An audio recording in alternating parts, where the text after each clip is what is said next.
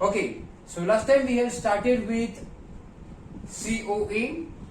Inside COA हमने उसका सबसे पहले बेसिक आर्किटेक्चर को समझा. Okay, we have tried to understand about the basic architecture of COA.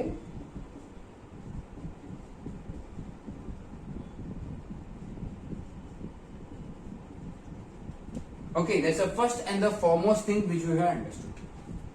Post which we have tried to understand about the instructions.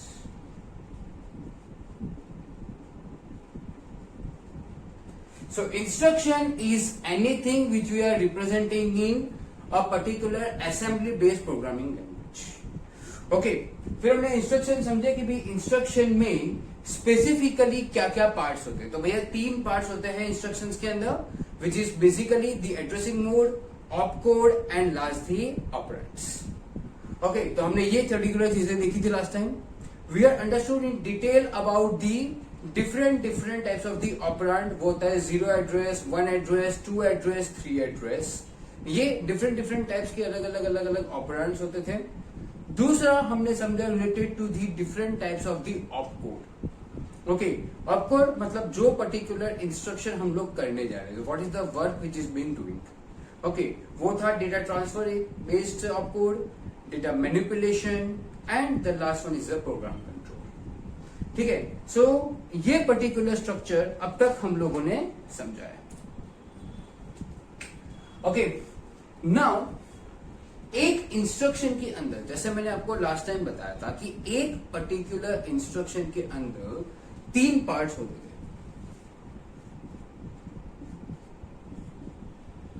Addressing mode,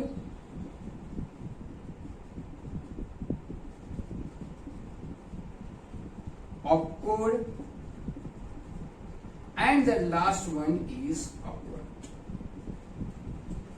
Okay, so addressing mode, opcode and operand, these are the 3 different types of the mode which is present within a particular instruction. Okay, ये 3 चीज हम लोगों ने देखी. Now हमने already opcode और operand के बारे में समझा, but we haven't understood related with the addressing mode. Okay, तो शुरुआत करते हैं with the addressing mode. Okay, ठीक है. सो एड्रेसिंग मोड का स्पेसिफिकली स्ट्रक्चर क्या होता है, हम उसके बारे में समझाता हूं. ठीक है, so it's basically the address और location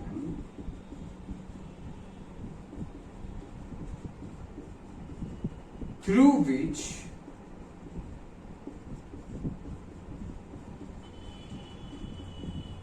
we fetch the data. It's the address or location through which we fetch the data, on which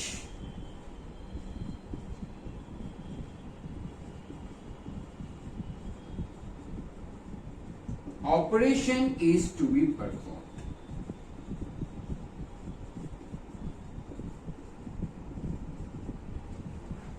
तो जहां पे जो भी डेटा है उस डेटा के ऊपर से we need to take into consideration कि ये जो पर्टिकुलर डेटा, जो भी डेटा पे अपने को ऑपरेशन करना है, वो डेटा कहां से मिलेगा. So that information would be coming from the addressing mode. इसे रिपीट कर देता हूं. सो जो भी पर्टिकुलर अपना ऑपरेशन है, मुझे ऐड करना है, सब्ट्रैक्ट करना है, मल्टीप्लाई करना है, डिवाइड करना है, वो पर्टिकुलर मुझे किसकी भी कौन से डेटा पे करना है, ये इंफॉर्मेशन कहां से मिलेगी. तो ऑपरेंड एंड एड्रेसिंग मोड, ये दोनों की मदद से मिलेगी. ठीक है, अब उसके बाद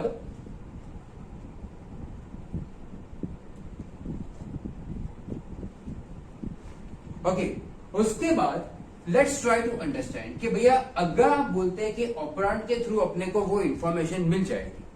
If we are saying that through operand we are getting that particular information, then why we require this addressing mode. ठीक है, जैसे कि फॉर एग्जाम्पल एक बहुत कॉमन सा एग्जाम्पल लेते हैं. जैसे कि मैंने बोला add r1, r2. Okay, for example I have given this type of instruction, add r1, r2.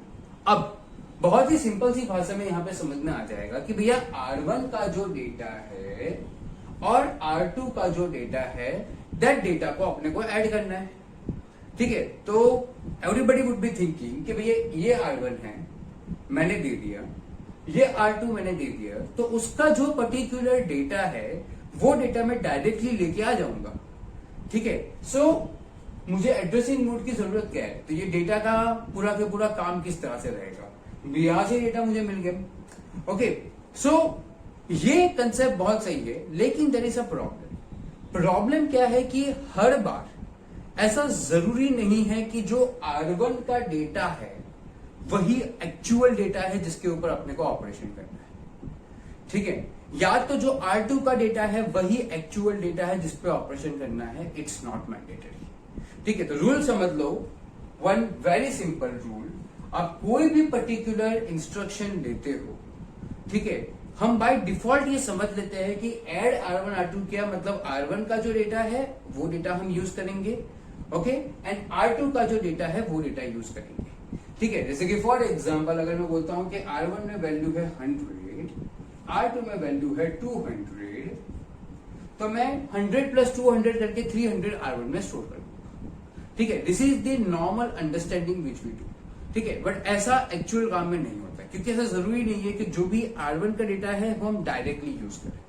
There can be different ways through which ये R1 का डेटा अपने को यूज करना है to get the actual data, और वो कौन सा तरीका है जिसके थ्रू हमें एक्चुअल डेटा मिलेगा, वो तरीका एड्रेसिंग मोड स्पेसिफाई करेगा। ठीक है, अगर हमेशा डायरेक्ट मिल जाता था तो एड्रेसिंग मोड की जरूरत ही नहीं थी, frankly.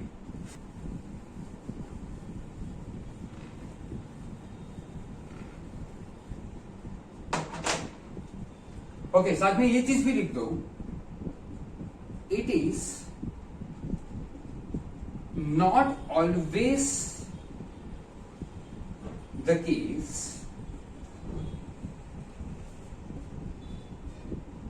that we fetch the data directly from given operand.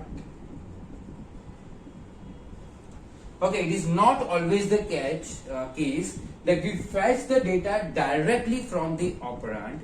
Okay, there can be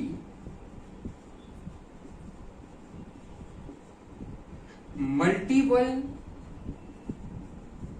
different ways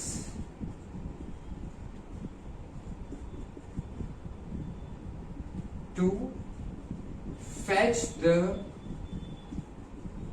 data, and that way would be given by addressing.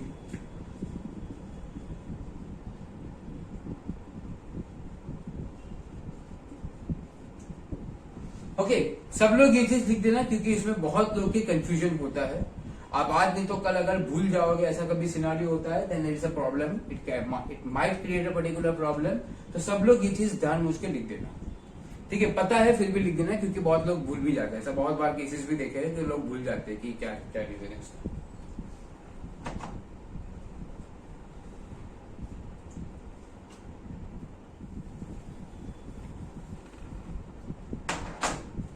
सो अब मैं एड्रेसिंग मोड की बात करता हूं।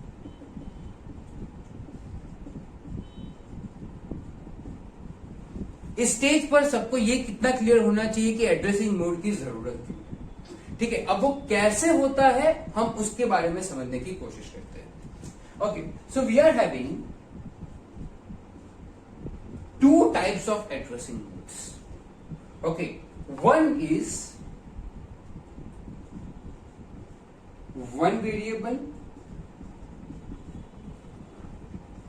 second is two variable.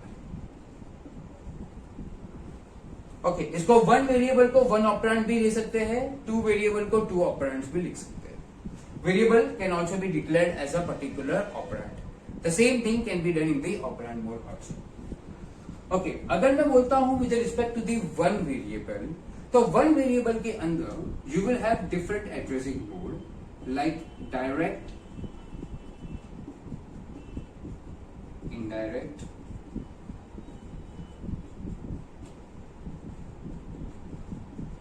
Implied,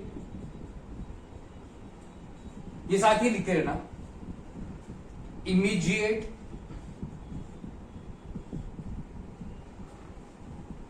direct, indirect, implied, immediate, then register direct, register indirect.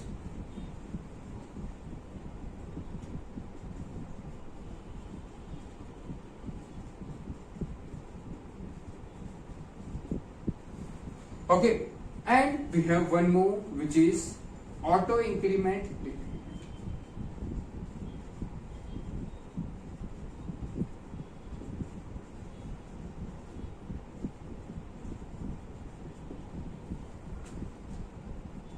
Okay, so one variable or you can say one operands would be related with this direct, indirect, implied, immediate, register direct, register indirect, and auto increment.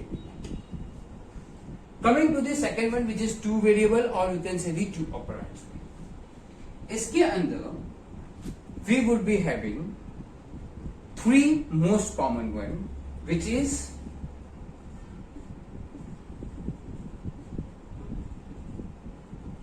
PC relative, which is the program counter, okay, indexed and base register.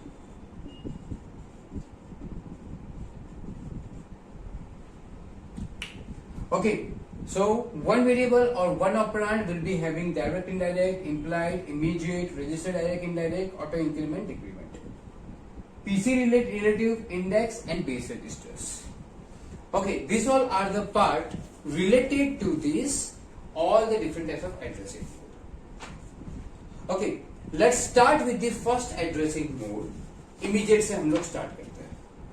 ठीक है, we'll start by step on all the different types of the addressing modes. पहला आता है immediate.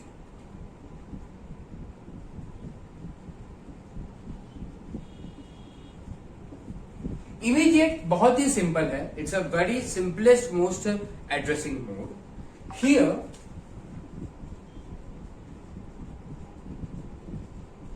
The value of the data is directly provided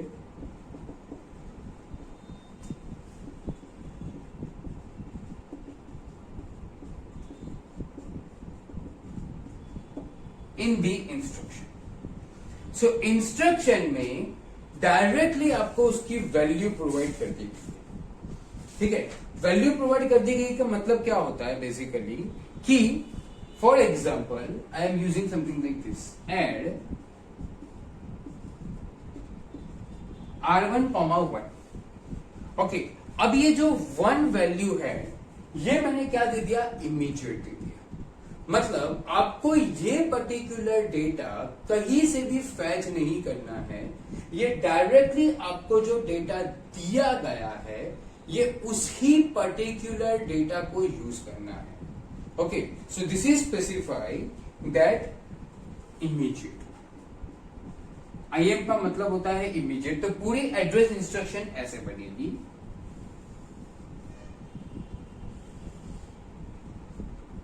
okay, so what it will say कि भाई immediately जो भी data मेरा यहां पर है it is your actual data.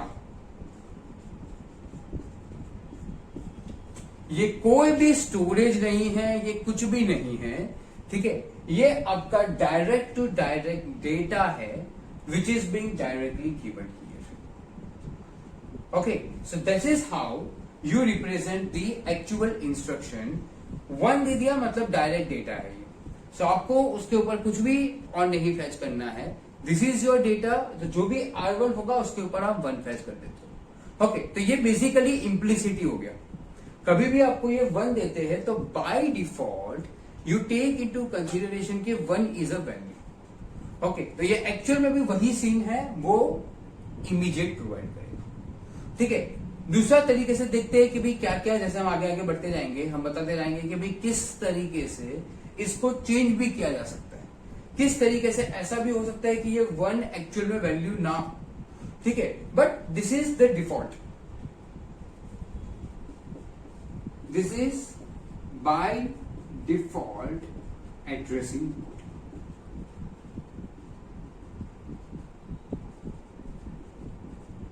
Okay, या तो यहां पर 1 लिखा हो, ओके, या तो यहां पर कोई पर्टिकुलर रजिस्टर या कुछ दिया हो, तो ये हमेशा बाय डिफॉल्ट एड्रेसिंग मोड रहेगा। Okay, so everybody able to understand? Immediate बहुत सिंपल है, इसके अंदर आपको डायरेक्टली वैल्यू प्रोवाइड करके रखी हुई है, nothing else is being provided here apart from that.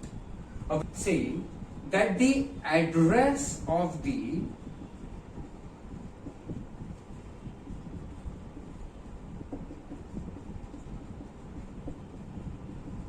instruction operand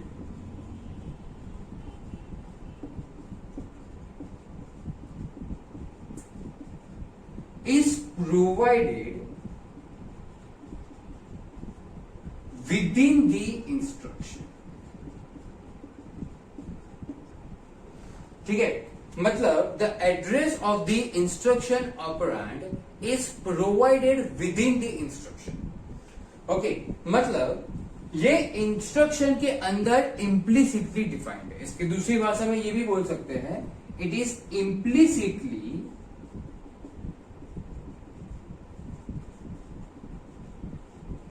defined in the instruction.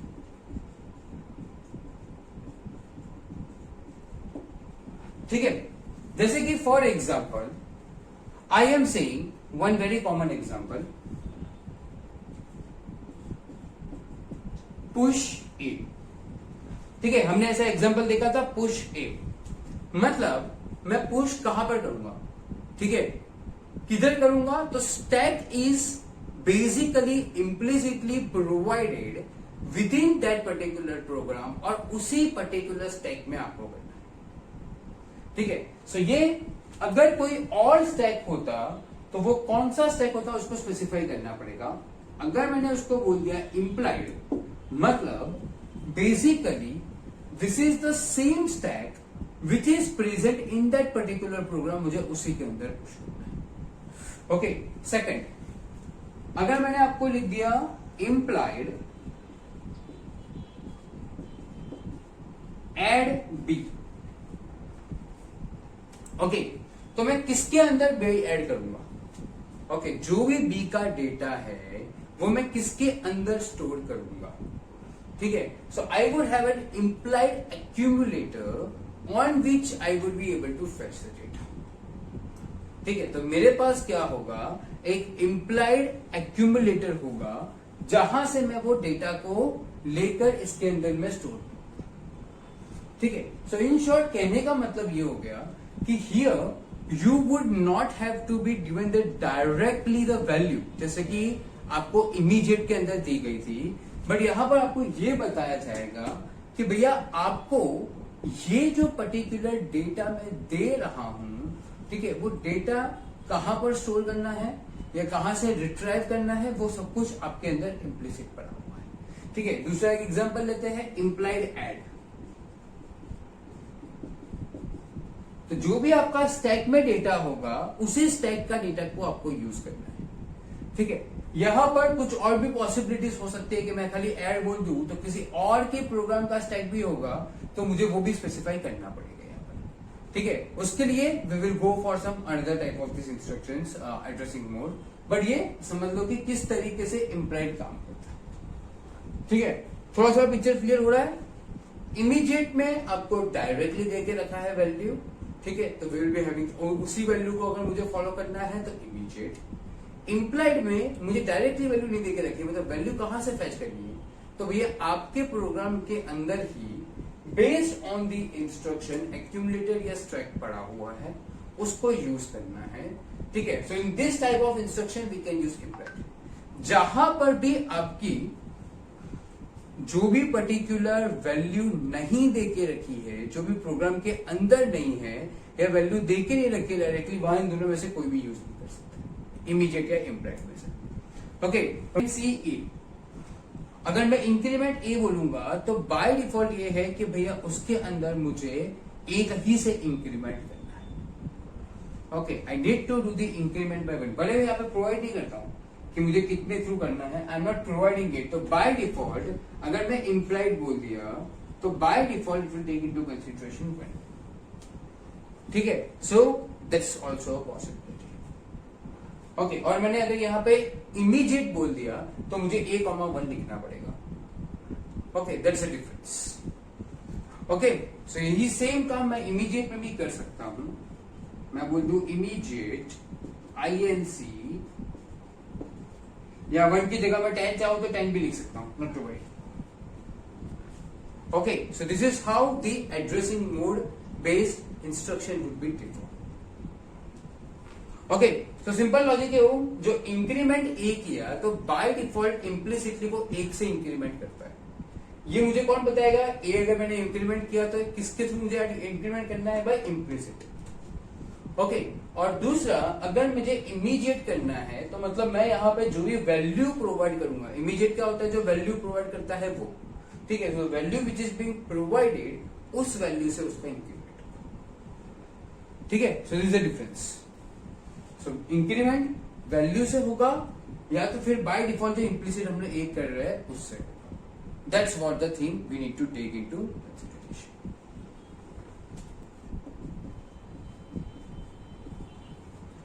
Okay, direct की हम लोग बात करते हैं। डायरेक्ट में बेसिकली 2 टाइप के डायरेक्ट होते हैं। One is direct which is basically a direct memory, जिसको हम कहते हैं direct by default is direct from memory.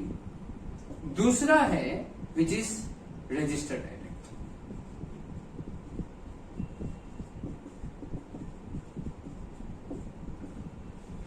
Okay, so अगर मैं आपको प्रोवाइड करता हूं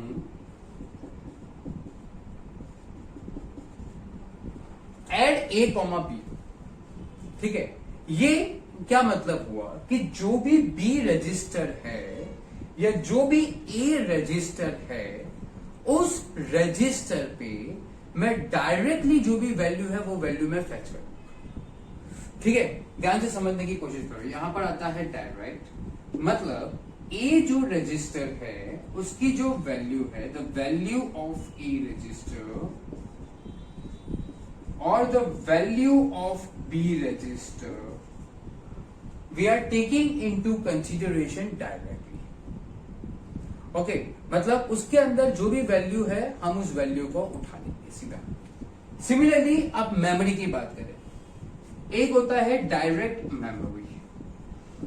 ओके, जहां पर अगर हम ऐड करते हैं तो मेमोरी ऑफ ए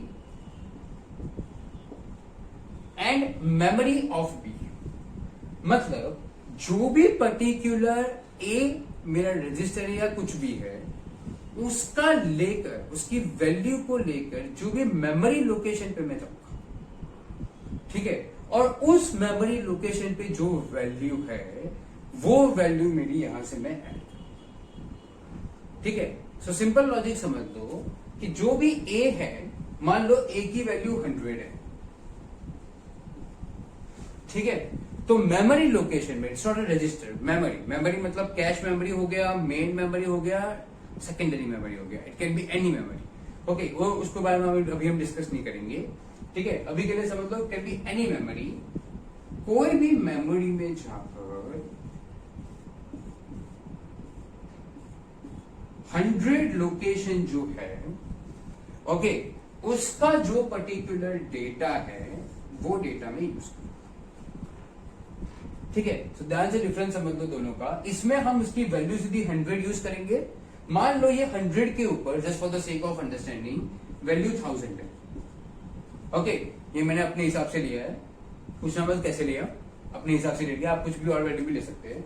जो भी वैल्यू है उस वैल्यू को मैं डायरेक्टली फैच करूंगा, ठीक है। यहां पर मैं सीधी ए की वैल्यू 100 ले लूंगा और बी की जो भी वैल्यू है आप जो भी लेना चाहो ले सकते हो उसी तरीके से, ठीक है। बट यहां पर मैं उसकी value 1000। Okay, that's what the difference between a direct register और you can say the register direct and direct memory और you can say memory direct. Okay, so दोनों में डिफरेंस आपको समझ में आया। अब यहां पर मैं एक तरीके से बताता हूं कि इमीडिएट और इसमें डिफरेंस किस तरह से पड़ सकता है, ठीक है। मान लो ये वैसा ही है, एड A, 1, ठीक है। मैंने ये मेमोरी पे लिखा, फॉर एग्जाम्पल मैंने यहाँ पे इमीडिएट ना लिख के मैंने डायरेक्ट मेमोरी लिखा। ओके, इसको थोड़ा गैप कर लेते हैं दोनों के बीच में ताकि आपको कंफ्यूजन ना हो, ठीक है। अब 1 is not a value in this case because it's not the immediate one, ठीक है। ध्यान से समझ लेना, डिफरेंस थोड़ा सा क्लियर होगा कि भाई कहाँ किस तरह से एक्चुअल में डिफरेंस पड़ता है। 1 हम लोग जो बाय डिफॉल्ट उसको वैल्यू समझते हैं, it's not the value by default. अब 1 एड्रेस लोकेशन पे, 1 मेमोरी एड्रेस लोकेशन पे जो भी मेरा डेटा है, लेट्स से 500, that I will increment. Able to understand the difference? अगर मैंने डायरेक्ट मेमोरी बोला तो भले ही मैंने 1 दे दिया, फिर भी it would be specifically to that 500। Okay, अगर मैंने यहाँ पे इमीडिएट लिखा होता, अगर मैंने यहाँ पे इमीडिएट लिखा होता तो it would be take into consideration directly. So इस तरह से हमने देखा direct which is register direct and direct memory. Now we will try to understand about indirect, ठीक है। तो इनडायरेक्ट उसा ही समझ लो जैसे आप लोग पॉइंटर टू पॉइंटर करते हैं, ठीक है। सी प्रोग्रामिंग लैंग्वेज में we are doing a direct pointer and indirect pointer. तो ये जो डायरेक्ट है you can take into consideration like a direct pointer, okay. और इनडायरेक्ट होगा उसको आप एक इनडायरेक्ट पॉइंटर तरीके से भी समझ सकते हो, ठीक है। Let's try to understand about the indirect pointer. Indirect में भी 2 होंगे, जैसे डायरेक्ट में 2 थे उसमें भी 2 होंगे। एक होगा रजिस्टर इनडायरेक्ट और एक इनडायरेक्ट मेमोरी।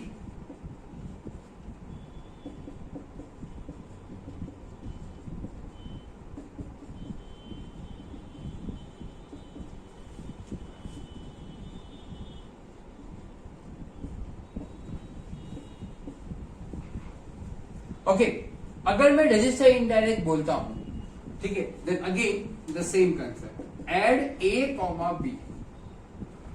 तो हम क्या करेंगे, जो A, B रजिस्टर है उसमें जो वैल्यू है, मान लो A के अंदर वैल्यू है 100, तो डायरेक्ट में हम क्या करते थे, रजिस्टर में डायरेक्टली हमने 100 वैल्यू ले ली। Okay, we have taken a particular value 100 directly. Okay, लेकिन यहां ऐसा नहीं करेंगे। रजिस्टर के अंदर हम लोग 100 लोकेशन पे जाएंगे, मतलब जहां पे भी रजिस्टर में 100 भी जो पर्टिकुलर इसको जो पॉइंट करता है वो, ठीक है। सो कहने का मतलब क्या है कि इसको 100 is a particular value of this, so हम लोग क्या जाएंगे, इसके एड्रेस पे जाएंगे जो भी पर्टिकुलर लोकेशन 100 को पॉइंट करता है, ठीक है। सो बेसिकली 100 पे जो वैल्यू है विच इज 200, फॉर एग्जाम्पल ये 200 है, तो that will be used. So you can take into consideration the pointer to pointer, ठीक है। सो मैं जिसको बोलता हूं उसकी जो वैल्यू है उसके लोकेशन पे जाओ, उस लोकेशन पे जो भी वैल्यू है that you will fetch, which is basically an indirect register, okay, जिसको हम लोग बोलते हैं आईडी, इनडायरेक्ट। ओके, डिफरेंस ध्यान से समझ लो। डायरेक्ट में मैं क्या कर रहा था, सीधी जो रजिस्टर था उसकी जो वैल्यू 100 थी वो वैल्यू मैंने उठा ली और अपना एडिशन ऑपरेशन परफॉर्म कर दिया, ठीक है। अब उसी चीज को मैंने अलग रिप्रेजेंट किया इनडायरेक्ट से, ठीक है। तो मैंने क्या किया, इनडायरेक्ट में उसकी जो वैल्यू 100 है उसको जो पॉइंट करता है पर्टिकुलर एड्रेस लोकेशन जहां पर वो 100 है वो पर्टिकुलर डेटा में लेके, ठीक है। तो 100 लोकेशन पे जाएंगे और 100 पे जो पर्टिकुलर वैल्यू होगी उसको हम लेके आ जाएंगे। Okay, so this is how the concept happens as the indirect. ठीक है, और सिमिलरली यही काम अगर मुझे मेमोरी में करना है तो मैं वही काम मेमोरी में भी कर सकता हूं। ठीक है, which is add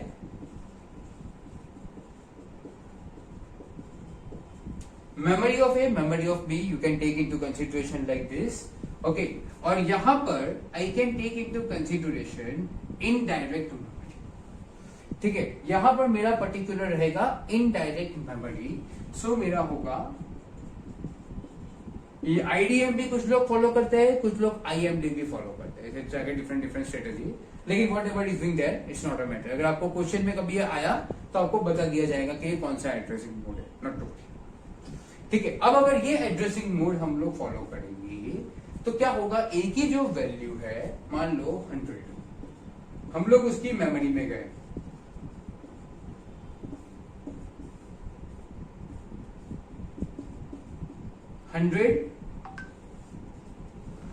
okay, this 100 is basically pointed to 1000 for example. तो लास्ट एग्जाम्पल में हमने क्या देखा था, we have taken this 1000 direct. ठीक है, which was in the case of a direct, but no, इस बार ऐसा नहीं करेंगे। इस बार क्या करेंगे, we will go from here, let's say कहीं पर 1000 है। ओके, 1000 पे जो भी डेटा स्टोर्ड है, let's say 2000, we will keep this. Okay, so difference समझने की कोशिश कर दो किस तरह से हम ये काम करते हैं। जब भी कोई डायरेक्ट बनता है तो हम सीधी पर्टिकुलरली उसकी वैल्यू उठाते हैं, या तो उसकी रजिस्टर के थ्रू या तो वो मेमोरी के थ्रू। ठीक है, लेकिन इनडायरेक्ट होता है तो हम नहीं उठाते, हम देखते हैं कि भैया वो जो वैल्यू है उस लोकेशन पे क्या स्टोर्ड है, तो that value will become a particular location now. ठीक है, उस पे क्या स्टोर्ड है that we take into consideration and we are getting that point. तो हम लोग एक लेवल डाउन जाते हैं बेसिकली। ठीक है, तो सिमिलरली यहां पे भी ऐसा काम किया, यहां पर भी ऐसा किया। ओके, लेकिन जैसे कि मैंने अलग अलग तरीके से बताया, अब बाय डिफॉल्ट अगर मैं आपको खाली इतना दे दिया, मान लो कि IDM, if I don't give you this IDM one, for example आपको सिर्फ add M of A M of B दे दिया, so what you will think कि भैया जो भी मेमोरी लोकेशन ए पर है मुझे उसको उठा देना है। Very simple understanding. By default a person और a particular computer would think by same way.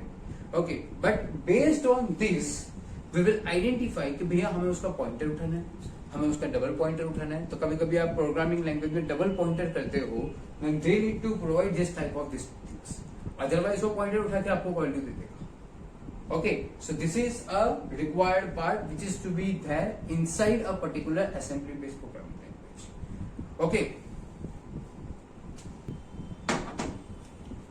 Okay. Now we will talk about the auto increment and auto decrement addressing mode. Auto increment and auto decrement already हम लोगों ने immediate और implied में example में मैंने देख लिए कि INC जो है वो एक ऑटो इंक्रीमेंट है। ठीक है, और जो डीईसी होगा वो डिक्रीमेंट हो जाएगा। So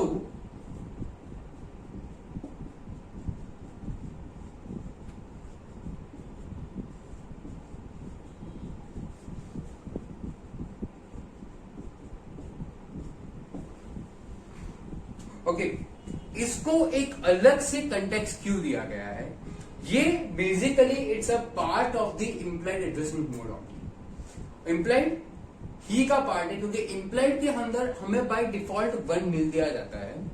okay, which is taking into consideration by this.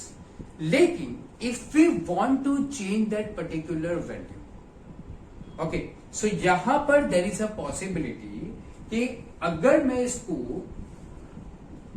Auto increment और ऑटो डिक्रीमेंट का एड्रेसिंग मोड के बेस पर देता हूं, तो मैं डिफॉल्ट वैल्यू 1 ना रख के मैं इनिशियल से उस पर्टिकुलर चीज की वजह से I can set some different value which is required. ठीक है, let's say I have done auto increment A.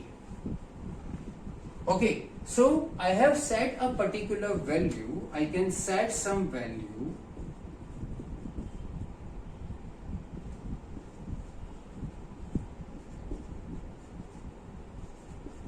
Bye default. ठीक है, अगर मैं इसको इंप्लाइड के थ्रू करूंगा तो बाय डिफॉल्ट 1 होगा, अगर मुझे 1 ही रखना है then I will not go to this auto increment auto decrement, मैं बाय डिफॉल्ट उसको इम्प्लाइड ही रखूंगा। ठीक है, ये मैंने उसकी वैल्यू सेट कर दी है, लेट्स से मैंने ये डिफॉल्ट वैल्यूज 10 सेट कर दी। ओके, तो ये पर्टिकुलर एक इंटरनल लूप चलाएगा,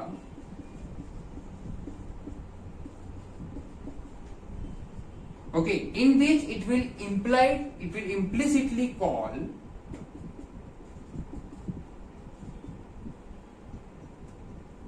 INC लूप कितनी बार, जो भी वैल्यू मैंने प्रोवाइड की उतनी बार। ठीक है, सो जनरली हम इसको इसलिए रखते हैं क्योंकि अगर हमें कुछ ज्यादा वैल्यू के लिए करना है, ठीक है, तो हम लोग के लिए ये इजी रास्ता हो जाएगा। We set up a particular value and we do this particular. यही सेम काम मैं इमीडिएट के थ्रू भी कर सकता हूं। ठीक है, मैं इमीडिएट के through I can do this particular same thing through immediate add a, 10।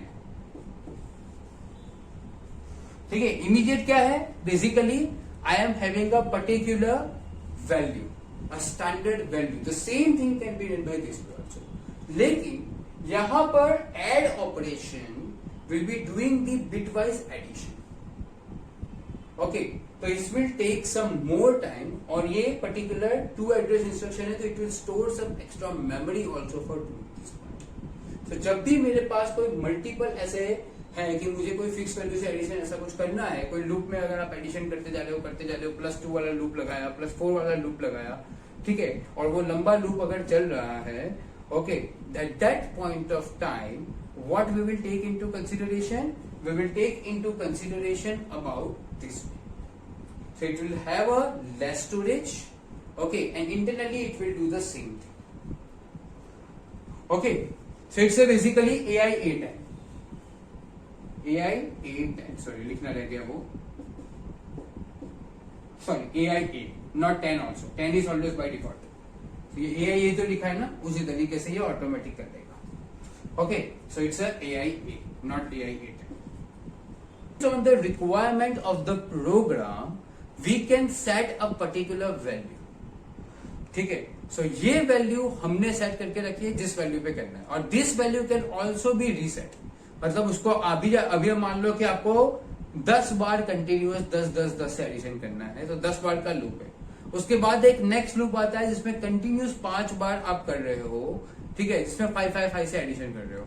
Okay, और उसके बाद एक लूप आता है जिसमें कंटिन्यूअस 100 बार आप -15 कर रहे हो। ठीक है, so we can able to do this particular value set. Okay, so value set करने का एक कमांड है basically which is AI set 10। Okay, what different. Okay, so अब तक हमने जितने भी एड्रेसिंग मोड देखे, ओके, जो भी पर्टिकुलर एड्रेसिंग मोड अब तक हम लोगों ने देखे, यहां पर उस पर्टिकुलर एड्रेसिंग मोड में एक ही वेरिएबल हुआ करता। एक वेरिएबल मतलब जैसे कि फॉर एग्जांपल मैं बोलूं कि मैंने क्या बोला कि let's say direct add A, B। ठीक है, तो मुझे अगर A का वैल्यू निकालना है तो मुझे A की ही जरूरत है। I don't require anything else apart from this.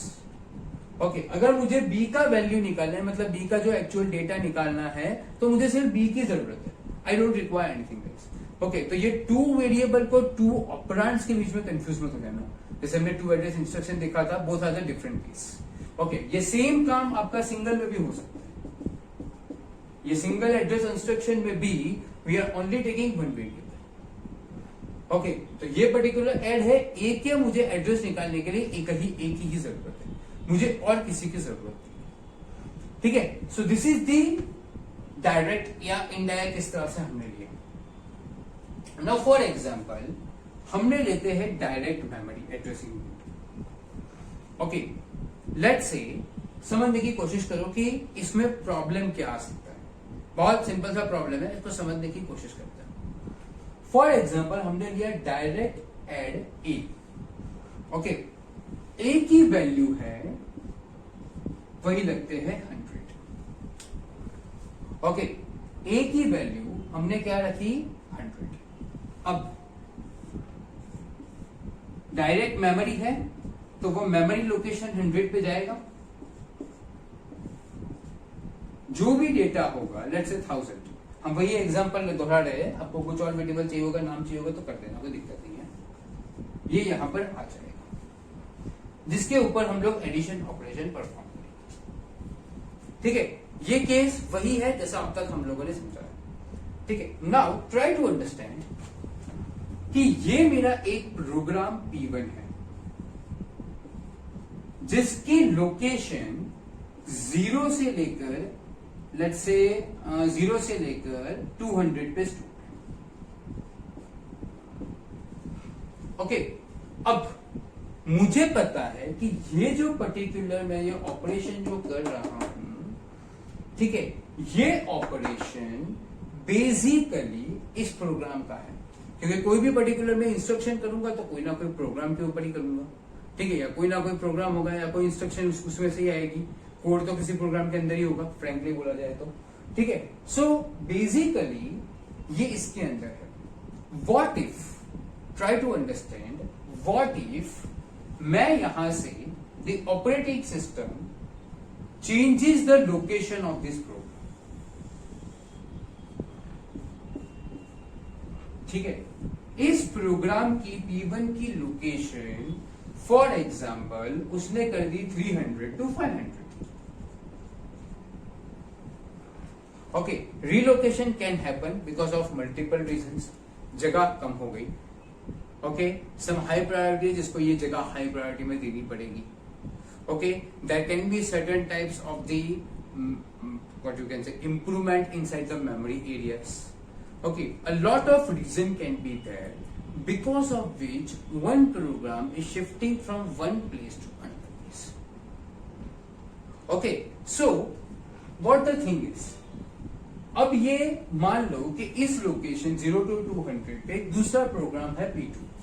Okay, now there is a program P2 at this location और इसकी लोकेशन चेंज होगी यहाँ। Okay, the location is changed from here to here. अब ये इधर बिलोंग नहीं करता है। अब ये जो है वो रजिस्टर है, उसके अंदर वैल्यू 100 फिक्स है, तो ये क्या करेगा, ये उसी 100 पे जाएगा, जो भी पर्टिकुलर वैल्यू होगी वो वैल्यू को उठाएगा। एक्चुअल में उसको ऐसा नहीं करना चाहिए था। एक्चुअल में उसे क्या करना चाहिए था, ये जो भी है इसकी जो स्टार्टिंग लोकेशन है 300 प्लस 100, मतलब अब उसको 400 बाई एक्चुअल में it need to take from here, क्योंकि ये जिस प्रोग्राम पे अपना काम कर रहा था फ्रेंड, वो प्रोग्राम हट चुका है। ठीक है, इट इज रिलोकेटेड। ओके, तो एक्चुअल में उसको वैल्यू यहां से लेनी चाहिए, जो भी वैल्यू इधर पड़ी है, जो भी एक्स वैल्यू समझ लो, ठीक है, जो भी एक्स वैल्यू यहां पर पड़ी हुई है उसको वो वैल्यू को उठानी चाहिए थी, लेकिन उसने उठाया कौन सी, ये वाली value. Okay, this is basically the wrong concept.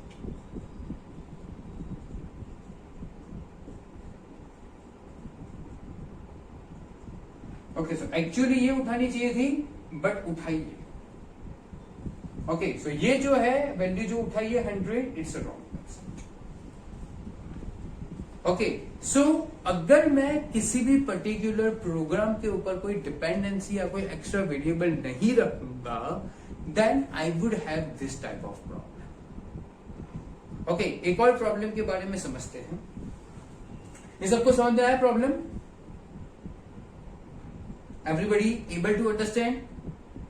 क्या दिक्कत थी, किस तरह से, क्या हुआ, कैसे हो गया, क्यों हो गया? इसका सॉल्यूशन बहुत सिंपल है कि आपको ए का जो वैल्यू है वो चेंज करना है, सिंपल। ओके, लेकिन ये वैल्यू को डायनामिकली जब भी कोई रिलोकेशन होगा, आपकी इसकी वैल्यू चेंज करते जाओगे तो it would be a lot of trouble.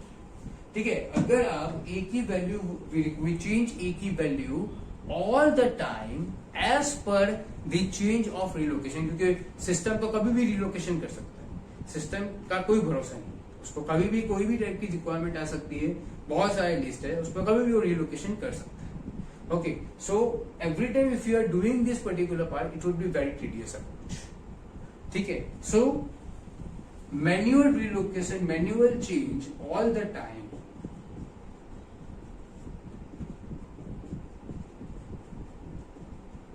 is not a good approach.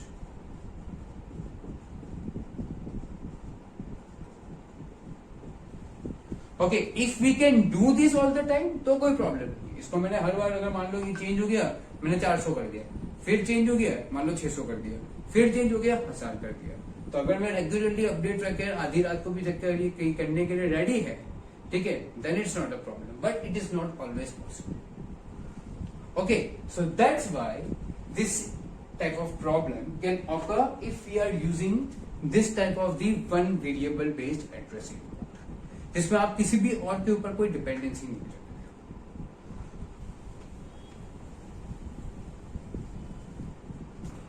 There can be another problem which can be happen within the program itself. मैं within the program वाले एक example समझाते हैं। एक programme है which is stored from 0 to let's say 1000 memory location. Okay, मैं हूं यहां पर, I had given a particular value jump, ये मैंने एक इमीडिएट एड्रेसिंग मोड दिया, jump to 500। Okay, so actually क्या होगा, ये इमीडिएट है, ठीक है, it would be gone from here to here. Okay, now same problem can happen if I relocate this particular program to some another place. Okay,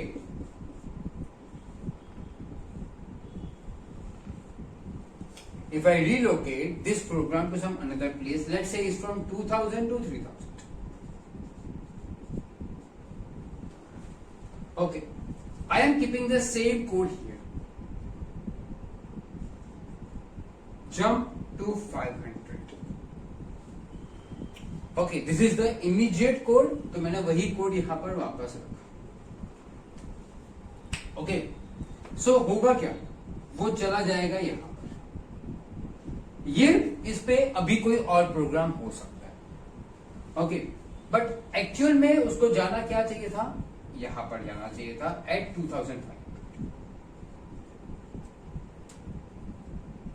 so this is basically actual, so this is expected, not the actual one. This was expected कि वो उधर जाए, actually में वो गया इधर।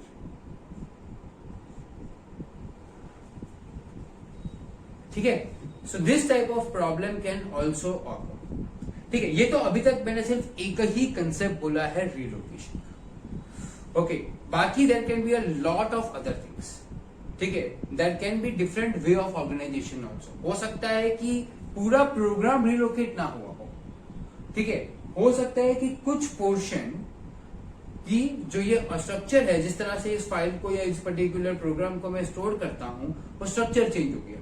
इसको मैंने सीक्वेंशियल की जगह पर मैंने लिंक्ड के बेस पर कर दिया, तो मैंने बोल दिया कि भाई 0 से लेके 300 यहां पर रहेगा, फिर एक दूसरा पॉइंटर मैंने लगा दिया जो 300 से लेके 600 का उस पॉइंटर में रहेगा, उस ब्लॉक पे रहेगा, उसके बाद नेक्स्ट ब्लॉक पे रहेगा, उसके बाद नेक्स्ट ब्लॉक पे रहेगा।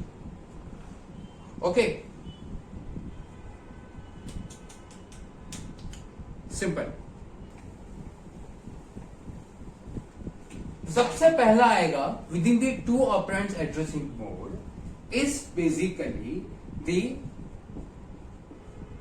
Base register addressing.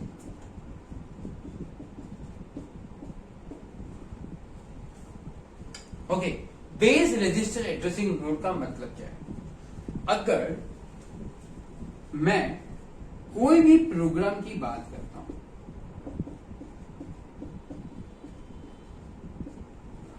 ठीक है, उसका स्टार्टिंग लोकेशन, उसकी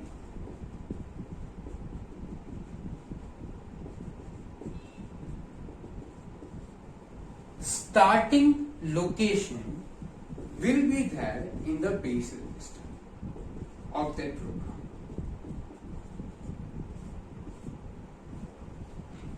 ओके, तो जो भी उसकी पर्टिकुलर स्टार्टिंग लोकेशन है वो हमेशा रहेगी। जैसे कि फॉर एग्जाम्पल अब मैं इसको रिलोकेट भी करता हूं या फिर मैं उसको कभी भी चेंज भी करता हूं कोई भी तरीके से, तो जो भी मैंने चेंज किया उसकी जो भी पर्टिकुलर लोकेशन है वो मेरे बेस रजिस्टर में अपडेट हो जाएगी। So base register will only be fetching the starting address of that particular program. Okay, you can say it is the always dynamically update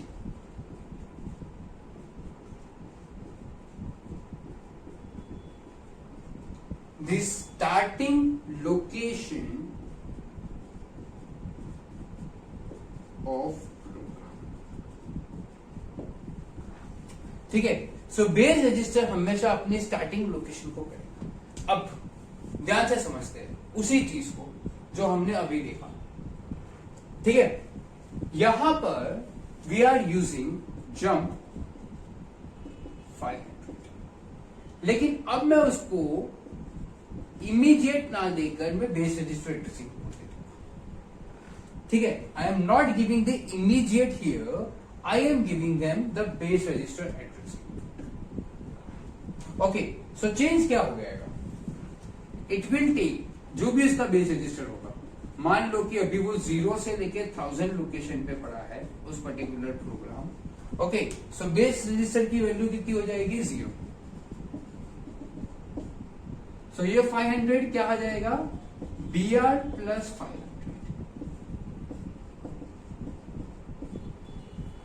okay, so it will be pointing to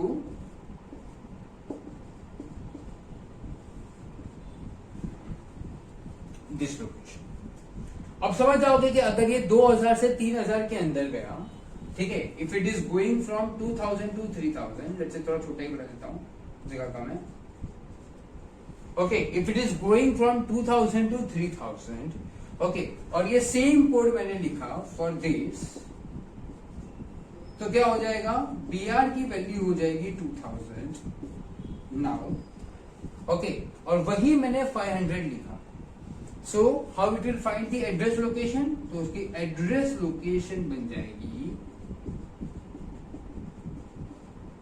BR plus 500। BR can be dynamically change, so which is basically 200। सो यहां basically मुझे address find करने के लिए, मुझे जो भी data जिसके ऊपर मुझे ऑपरेशन करना है उसको फाइंड करने के लिए मुझे 2 वेरिएबल की जरूरत पड़ी। पहला वेरिएबल तो जो मैं ऑलरेडी प्रोवाइड करता हूं, ठीक है, and second one is this base register. अब इसको चेंज करने दो dynamically at any point of time, allow the operating system to change it, no problem with that. आपको सीधा उसका बेस रजिस्टर फैच करना है। Only the thing which you need to do is this, it will internally fetch this particular base register and जो भी value आप इधर provide करोगे that the same thing will be working। ठीक है, ये माइनस भी हो सकता है। फॉर एग्जाम्पल, अब एक दूसरा एग्जाम्पल ले लेते हैं।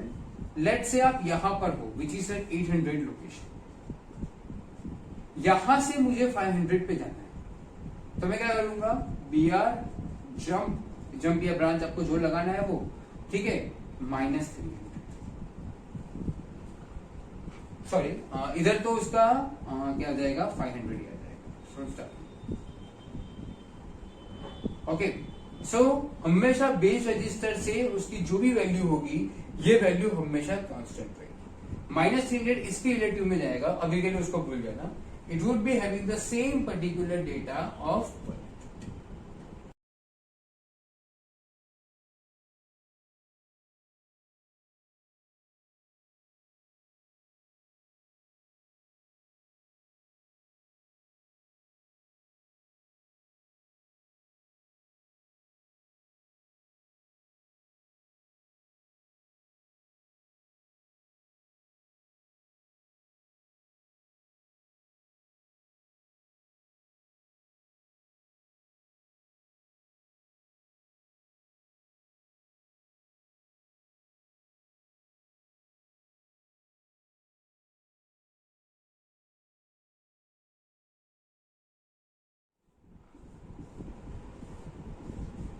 अगर मैं अभी ये वाली इंस्ट्रक्शन पे हूं, लेट्स से ये 500 नंबर की इंस्ट्रक्शन है, ओके, अगर मैं इसको अभी करंटली एग्जीक्यूटिंग हो रही है, if this is currently executing,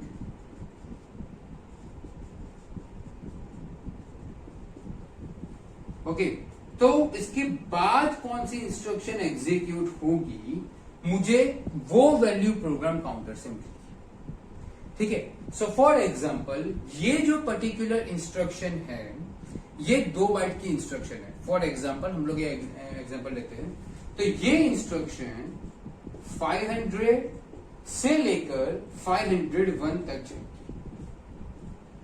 okay, for example ये 2 बाइट की इंस्ट्रक्शन है और ये मैं बाइट बाइट के हिसाब से 1 बाइट मतलब एक एड्रेस इस तरह से समझ रहा हूं। ठीक है, तो ये 500 से लेके 501 तक जाएगी। तो प्रोग्राम काउंटर की वैल्यू क्या होगी? The program counter would be having the value of 502। ठीक है, तो ये नहीं है कि हमेशा प्रोग्राम काउंटर +1 ही होगा। Okay, it would B plus the number of bytes which is required by the current instruction. Simple. Okay, तो अगर ये इंस्ट्रक्शन को 2 बाइट चाहिए तो +2 हो जाएगा, अगर ये इंस्ट्रक्शन को 4 बाइट चाहिए तो +4 हो जाएगा। ठीक है, सो इस तरीके से इट विल रिप्रेजेंट कि भैया मेरा प्रोग्राम काउंटर कौन सी इंस्ट्रक्शन होती है। तो इसकी जरूरत क्यों पड़ती है? इसकी जरूरत इसलिए पड़ती है ताकि अपने को नेक्स्ट एड्रेस पहले से रेडी रहे। ठीक है, जैसे ही मैं नेक्स्ट इंस्ट्रक्शन पे जाऊंगा एग्जीक्यूट करने के लिए, ठीक है, प्रोग्राम काउंटर उसके नेक्स्ट को पॉइंट करने लगेगा। ठीक है, इसका काम ही ये है कि भाई हमेशा नेक्स्ट इंस्ट्रक्शन को पॉइंट करें। ओके, तो हम यहां पर पीसी रिलेटिव का यूज कैसे करेंगे? Let's try to understand. Let's say मुझे जंप करना है to 300 location. Okay, I need to jump to 300 location. Okay, so I will to do what? मुझे 300 लोकेशन पे जंप। यहां पे ध्यान से समझ लो पहले। For example I am having at a 500 location, मुझे यहां से जंप करना है to the 300 location. So what I will do? I will keep the particular value of -502 -202 करेंगे, so I will reach to 300। ठीक है, सो इसके लिए क्या होता है, हमेशा a particular instruction knows its size. Okay, हमेशा एक इंस्ट्रक्शन को उसकी साइज पता है।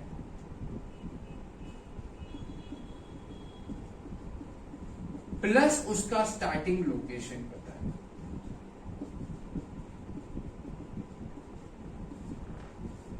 Okay, so based on that हम क्या कर सकते हैं, इंटरनली असेंबलर क्या कर देगा कि वो उसका इंस्ट्रक्शन प्लस स्टार्टिंग लोकेशन जो भी होगा, ठीक है, इंस्ट्रक्शन की स्टार्टिंग लोकेशन प्लस उसका जो पर्टिकुलर साइज होगी, उन दोनों को ऐड करके वो प्रोग्राम काउंटर की वैल्यू निकालेगा। ओके, और प्रोग्राम काउंटर की वैल्यू एक बार निकल गई, जो उसके बाद वाला होगा, ठीक है, उसमें वो वैल्यू प्रोवाइड कर देगा कि भैया मुझे जो भी जहां पे भी जंप करना है उसमें उसका डिफरेंस कितना है।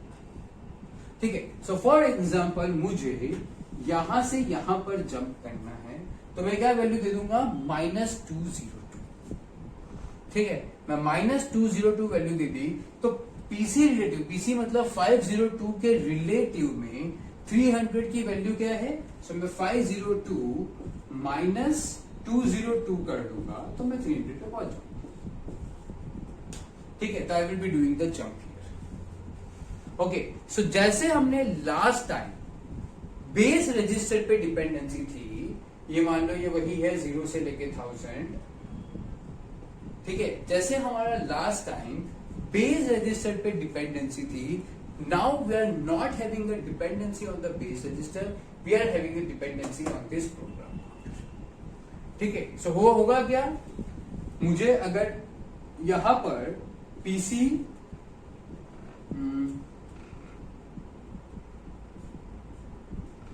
इसको मैं पूरा लिखता हूं, PC program counter relative jump -202। अगर मैंने ये पर्टिकुलर इंस्ट्रक्शन लिखी तो बेसिकली वो program counter plus two location पे मुझे लेके जाए। So this would be the location where I would be required to do my jump operation. Simple C भाषा में समझे तो ठीक है। अब अगर मैंने इसको चेंज कर दिया, नाउ लेट्स से ये प्रोग्राम 0 to 1000 की जगह पर 2000 to 3000 हो गया। ठीक है, मैं इतना रब करता हूं, खाली इतना ही पोर्शन। अब मान लो कि ये program has been change from 0 to 1000 to 2000 3000। ये इंस्ट्रक्शन में वही रहेगा, जंप -202। ठीक है, प्रोग्राम काउंटर कौन सी वैल्यू स्टोर करेगा? It would B basically now from 2000 to 3000। ये 500 पे रहेगी, इंस्ट्रक्शन की साइज तो उतनी की उतनी रहने वाली है। Okay, which would B 2500। उसका नेक्स्ट इंस्ट्रक्शन 2502 पे रहेगा। ठीक है, इस पर से मैं -202 कर लूंगा तो मैं कहां चला जाऊंगा? I will be going to 2300 which is the required.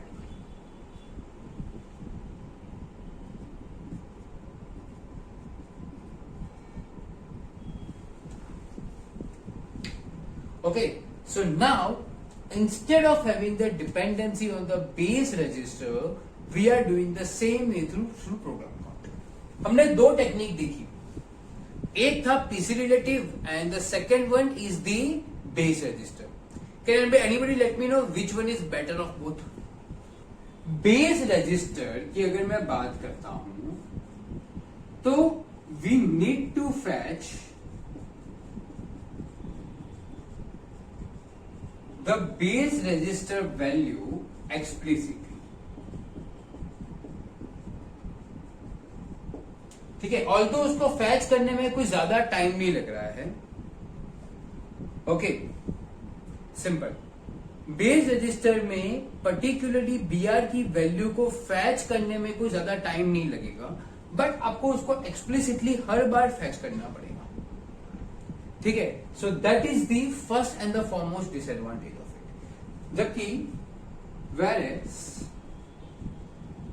in PC we are anyways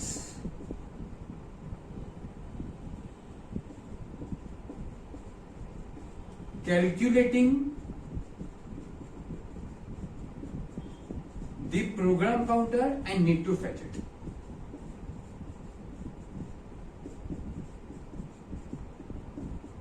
ठीक है, तो कोई भी इंस्ट्रक्शन में नेक्स्ट इंस्ट्रक्शन आइडेंटिफाई करने के लिए हम वैसे भी प्रोग्राम काउंटर तो कैलकुलेट करेंगे ही करेंगे और करना ही पड़ेगा। ठीक है, और उसको हम लोग फैच भी करना ही पड़ेगा। सो ये हमें इम्प्लिसिटली वैसे भी करना है। अगर बेस रजिस्टर भी फॉलो करोगे तो भी हमको नेक्स्ट रजिस्टर तो फाइंड करना ही करना है। पीसी तो वैसे भी कैलकुलेट होगा, जैसे ही वो पहली इंस्ट्रक्शन एग्जीक्यूशन होना स्टार्ट होगी तो पीसी तो वैसे भी कैलकुलेट होने वाला है। ठीक है, एग्जीक्यूट होगी, फिर लगेगा कि जंप है और वो कंडीशन स्पेसिफाई हुआ, फिर जंप करा, वो बात अलग है, लेकिन पीसी तो वैसे भी कैलकुलेट होगा ही होगा। ठीक है, सो इसको अलग से एक्सप्लिसिटली फैच करने का कोई रीजन लगता नहीं। Second important thing, if base register मान लो कि इसकी वैल्यू बहुत बड़ी है। ठीक है, मान लो कि आपका जो प्रोग्राम है उसकी स्टार्टिंग लोकेशन 1 करोड़ है। ठीक है, लेट्स से उसकी starting location is very high number.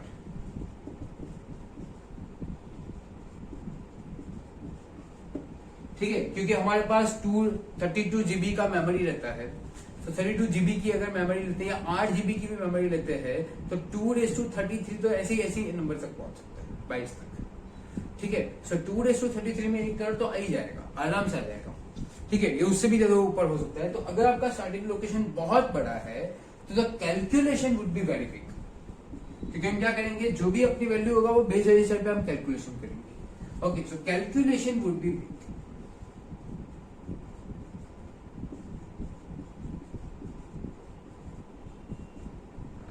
ठीक है, जबकि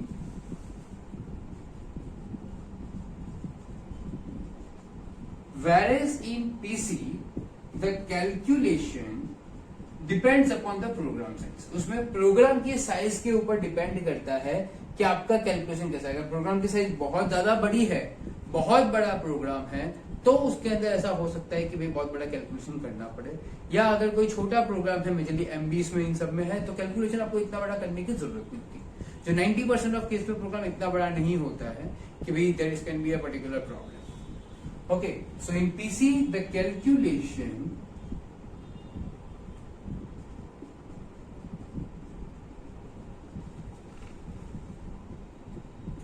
depends upon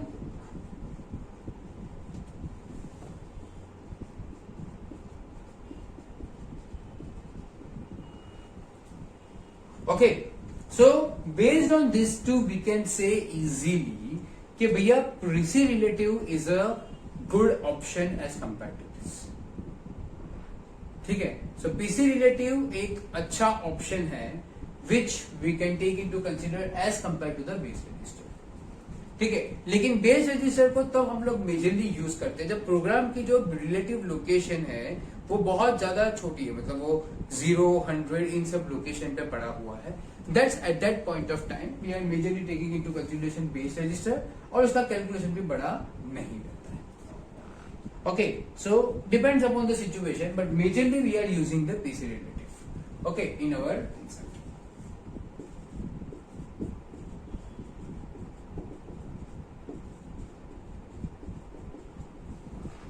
okay. Let's talk about the third one. तीसरा हम लोग डिस्कस करते हैं which is indexed addressing. Let's talk about the indexed addressing.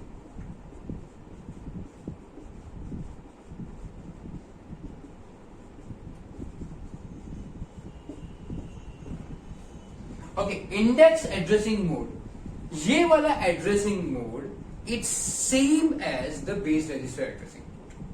ठीक है, लेकिन ये एक डेटा स्ट्रक्चर स्पेसिफिक एरेज के लिए काम होता है। ठीक है, so this is majorly use for the arrays.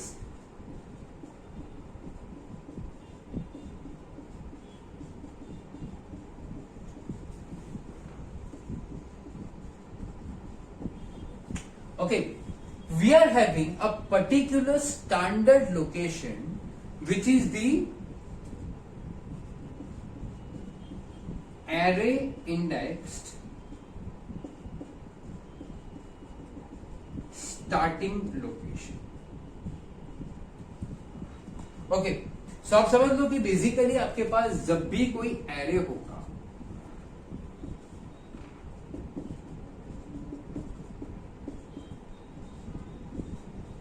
Okay, so हर एक पर्टिकुलर एरे की एक इंडेक्स होगी।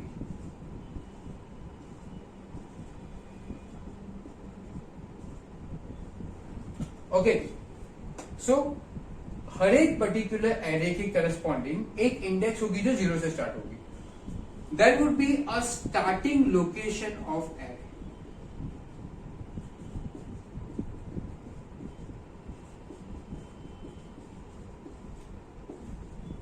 विच we will say as the base location. हम जैसे बेस रजिस्टर कहते थे, यहां पर बेस लोकेशन होता है। Okay, this is always can be dynamic. Okay, हमें क्या पास करना है? We need to pass to the index register. For example, मुझे इंडेक्स नंबर इंडेक्स रजिस्टर 3 की वैल्यू चाहिए, तो मैं क्या करूंगा? जो भी मेरा बेस लोकेशन है +3 कर दूंगा। Base location +3 which is my index register, I will get a particular value as 3. Let's say उसकी वैल्यू 3 नहीं 10 है, डिफरेंस करने के लिए I will get a direct value as 10. Okay, तो सबको पता है एरे इंडेक्स के बेस पर काम करता है। So this is the addressing mode and this is a particular register जो हर एक एरे के स्पेसिफिकली होता है। ठीक है, या it is a like of base addressing model only. ठीक है, लेकिन base addressing is use for a concept related with the program, ये वाला यूज होता है for the concept related with the arrays. ठीक है, दोनों का ये थोड़ा सा डिफरेंस है। हमें हमेशा जो पर्टिकुलर प्रोग्राम था उसमें बेस रजिस्टर करके एक रजिस्टर हुआ करता था जिस पर हम ये सब कुछ वैल्यू स्टोर करते थे। ठीक है, हमारे पास डायनामिकली बेस रजिस्टर हुआ करता था। यहां पर हमारे पास एक इंडेक्स रजिस्टर है जिसमें हम लोग उसकी इंडेक्स स्टोर करेंगे। Okay, simple.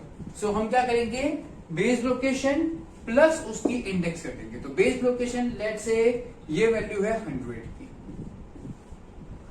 ओके, सो हमने क्या कर दिया, बेस लोकेशन 100 कर दिया plus index register which is 3।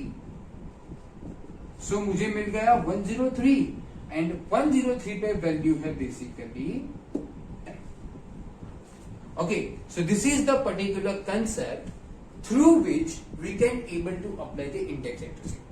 So index and base register both goes hand in hand, but दोनों का concept is the same, but दोनों का application are different. ठीक है, index is majorly used with the index register for the array or some data structures type, और programme में हम लोग हमेशा बेस रजिस्टर एड्रेसिंग को यूज करते हैं, क्योंकि सेम टाइप ऑफ प्रॉब्लम जैसा आपने देखा कि एरे प्रोग्राम रिलोकेशन के थ्रू होता है, वैसा ही एरे रिलोकेशन के थ्रू भी सेम टाइप का प्रॉब्लम हो सकता है। For handling that particular problem we are using a concept related to the what indexed addressing. Okay, so is nothing different as compare to the base register, बस यहाँ पे खाली बीआर की जगह पे आईआर हो गया which is your particular address. Okay, so IR है basically a particular index register. Okay, जिसको भी नहीं समझा हो, IR is basically an index register. Okay, so index is same as a base register. आपको कंसेप्चुअली दोनों को सेम ही कंसिडर कर सकते हैं।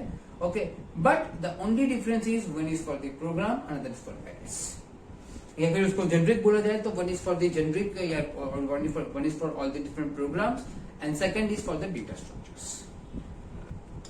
ओके, सो जनरली इंटरप्ट क्या होता है? In a very simple understanding, we are temporarily pausing the execution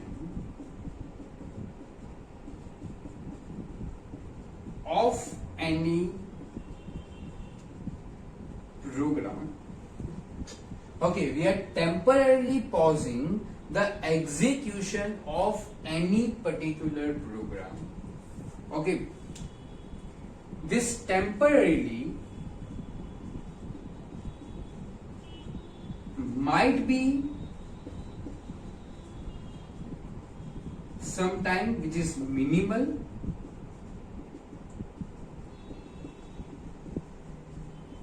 or extensively huge time.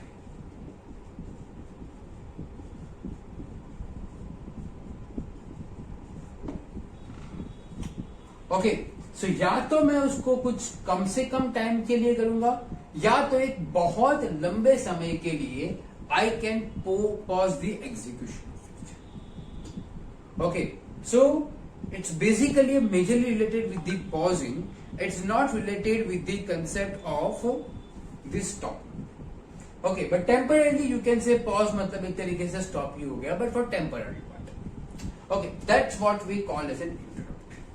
सो होता क्या है, एक पर्टिकुलर प्रोग्राम एग्जीक्यूट हो रहा है। Okay, one particular program is basically executing. यहां से कोई हाई प्रायोरिटी की दूसरी प्रोसेस आई, उसने उसको इंटरप्ट बोला। इंटरप्ट बोलने का मतलब क्या होता है? Basically that I want to do my execution. I am having a higher priority than you. Okay, so you need to pause your execution for a particular period of time. Okay, मेरा priority तुमसे ज्यादा high है, तो मैं कुछ समय के लिए तुम्हारा पर्टिकुलर एग्जीक्यूशन को स्टॉप करने की कोशिश करूंगा। ठीक है, so it is basically of high priority.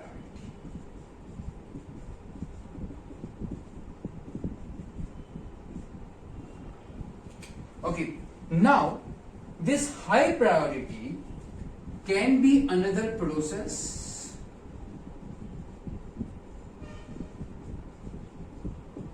Something with in same process, मतलब जो ये वाली प्रोसेस हो रही है उसी के अंदर कुछ और प्रोसेस भी, कुछ और भी हो सकता है।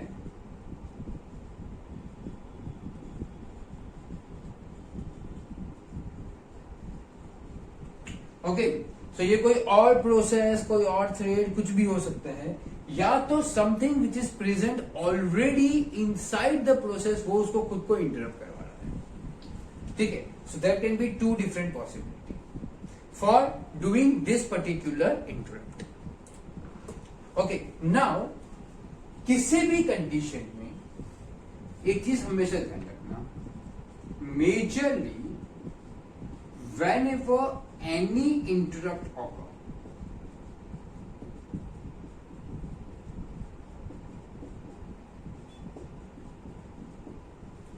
majorly whenever any interrupt occurs, the executing program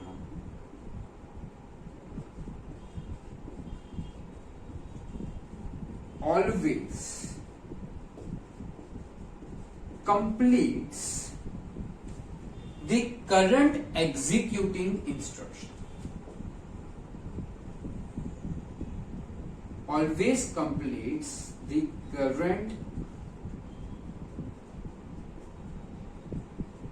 executing instruction. जब भी कोई इंटरप्ट आएगा तब हमेशा जो भी प्रोग्राम एग्जीक्यूट हो रहा है, this is the currently executing program.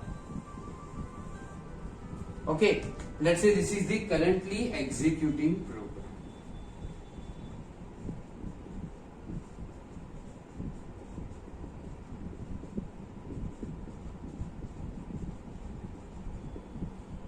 वो वाला प्रोग्राम जो अभी करेंटली एग्जीक्यूट हो रहा है।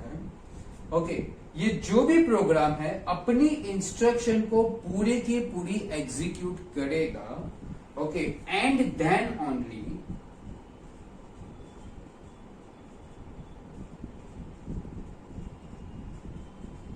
सर्व्स दी।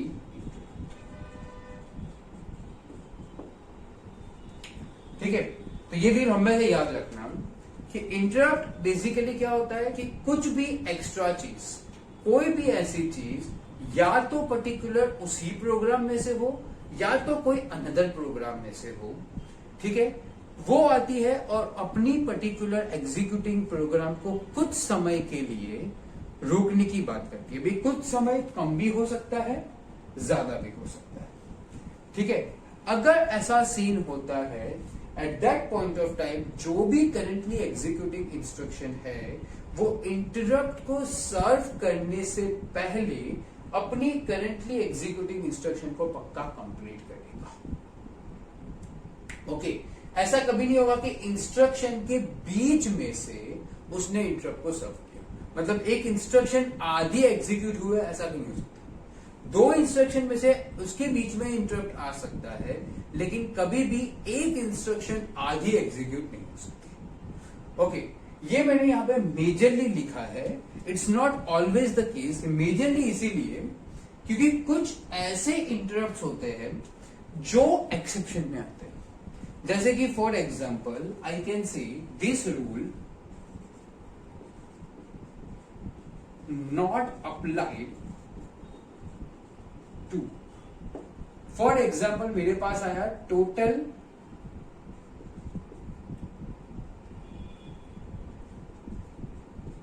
Power failure. ठीक है, जैसे कि फॉर एग्जाम्पल अभी हम लोग यहां पर क्लास ले रहे हैं। Okay, we are taking a particular class. अगर अचानक से पूरा के पूरा पावर फेलियर हो गया, सब इलेक्ट्रिसिटी बंद हो गई, कोई बैटरी पावर बैकअप कुछ भी नहीं बचा, तो अपने आप सिस्टम बंद हो जाएगा। Okay, at that point of time अगर वो कुछ इंस्ट्रक्शन के बीच में भी होगा तो भी वो बंद हो जाएगा। मीन्स उसके पास कोई पर्टिकुलर मेमोरी ही नहीं बची है कुछ भी एग्जीक्यूट करने के लिए, तो वो जो भी होगा उसके बीच में ही उसको टर्मिनेट करना पड़ेगा। उस टाइम पे पूरा सिस्टम ही क्रैश हो गया। ओके, या तो फिर you can say the second is total hard disk crash.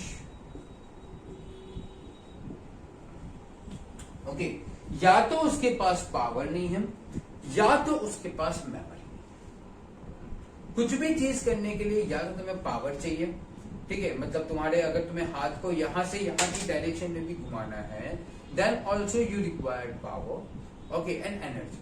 तो यहां पर एनर्जी इज योर मेमोरी, तुम्हें मेमोरी चाहिए, ठीक है, एंड दूसरा you will require the electric power for doing this. अगर ये दोनों चीज है तो बात अलग है। इसके अलावा कोई भी नॉर्मल दूसरा इंटरप्ट आता है तो हमेशा वो अपनी इंस्ट्रक्शन को पहले पूरी एग्जीक्यूट करेगा, उसके बाद ही वो दूसरे की तरफ बढ़ेगा, ठीक है।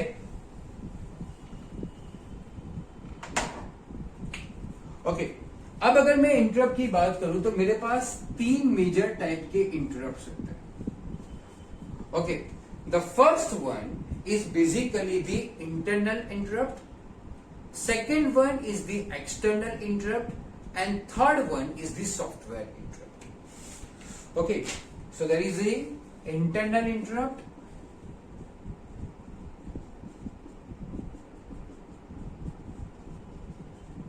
external interrupt, or you can say the software interrupt. Okay, फटाफट से समझते हैं कि ये तीनों इंटरप्ट का काम किस तरीके से होता है। बहुत कॉमन सी भाषा है। इंटरनल इंटरप्ट मतलब something from within the programme.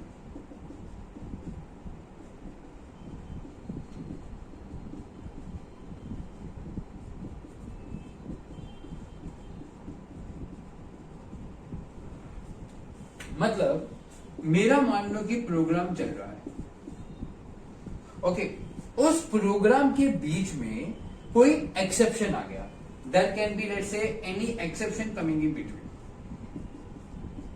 यहां पर फॉर एग्जांपल कोई स्पेसिफिक मेरा एक्सेप्शन आ गया, मेरा प्रोग्राम ऑलरेडी अभी एग्जीक्यूटेड मोड में है, कोई एक्सेप्शन आ गया, तो मुझे क्या करना पड़ेगा, थोड़े टाइम के लिए अपने प्रोग्राम को स्टॉप करके I need to serve that particular exception. अब वो कोई एक्सेप्शन दूसरा भी हो सकता है या प्रोग्राम के इंटरनल भी हो सकता है, लेकिन मेरा जो एग्जीक्यूशन का जो फ्लो था वो तो चेंज हो गया, ठीक है। एनी केस मैं किसी भी इंस्ट्रक्शन को एग्जीक्यूट करूंगा, उसके बीच में कोई अगर एक्सेप्शन आ गया तो मैं उस इंस्ट्रक्शन को पूरी कंप्लीट करके, मतलब उसको फेल मार्क करके, कंप्लीट करके ही उसको फेल मार्क करूंगा। I will stop all of this for time being and I will serve that exception.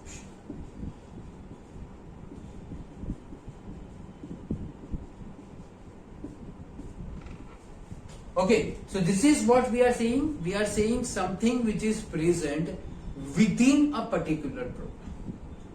Okay, exception can be anything. Exception क्या क्या चीजें हो सकता है, समझ लेते हैं। एक बहुत कॉमन सा चीज सब लोग को पता है, which is the code issue, कि मेरे प्रोग्राम के अंदर मैं जो ने कोड लिखा है उसी में कुछ इश्यू है, ठीक है, उसके वजह से मैंने कुछ केसेस को प्रॉपर्ली हैंडल नहीं किया, जिसके वजह से there is some particular exception, ठीक है। या तो फिर sometimes I am keeping it in a debugging mode, ठीक है। सो कभी कभी क्या होता है कि आप कोड को समझने के लिए आप उसको डिबगिंग मोड में रन करते हो एंड आपने हर जगह पे बीच में कुछ डिबगर्स लगा के रखे होते हैं, ठीक है। This can also be one of the exception, okay, कि भाई कोड चल रहा था, बीच में for a developer to understand the code उसने खुद ब खुद एक डिबगर लगा दिया, ओके। सो डिबगर हो गया, मतलब वो स्टॉप वहां पे स्टॉप हो गया, जब तक वो आगे नहीं बढ़ाएगा it can not move it, ठीक है। या तो फिर there can be another problem of memory issue, ठीक है, कि भैया मुझे कुछ ऐसा पर्टिकुलर रिसोर्स चाहिए फॉर माई ओन एग्जीक्यूशन, जो रिसोर्स अभी नहीं मिल पा रहा है, ठीक है। या तो उसके लिए कुछ मेमोरी नहीं है, या तो वो रिसोर्स मुझे सेकेंडरी मेमोरी से उठाना पड़ रहा है तो टाइम लग रहा है, ठीक है, या तो this type of problem, okay. Otherwise that can be the signal time.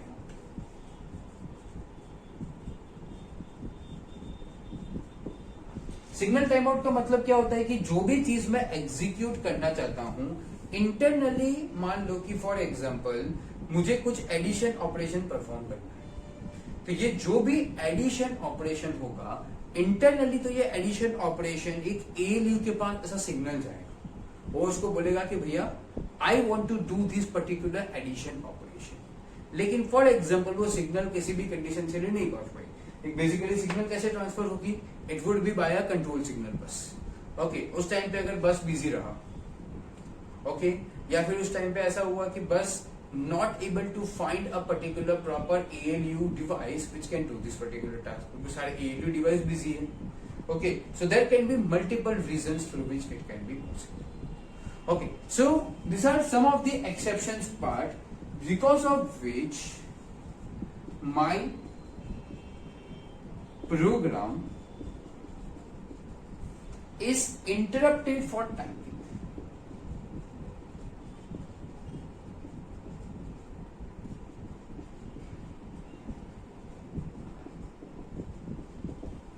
Okay, और ये बाहर की कोई भी प्रोसेस नहीं कर रहा है, it's not being done by any particular process outside. या तो मेरे ही कोड में कुछ गड़बड़ है, या तो मैंने ही अपनी ही प्रोसेस में डिबगिंग लगा के रखा हुआ है, या तो मुझे वो डेटा चाहिए या वो रिसोर्स चाहिए अपने प्रोग्राम के लिए which is taking some particular time to get it out, या तो मेरा सिग्नल जो मेरा काम है उसको करने के लिए सिग्नल इज नॉट अवेलेबल, या तो ALU is busy.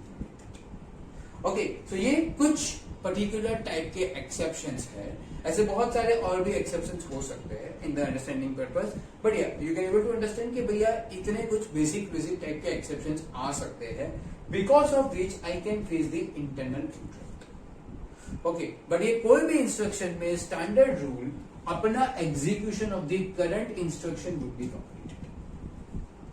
Okay, that would be the standard rule which would be taken. Okay, towards the second one which is external.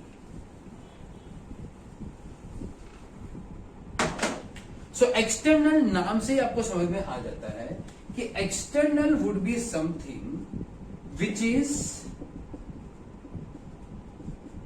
from another process.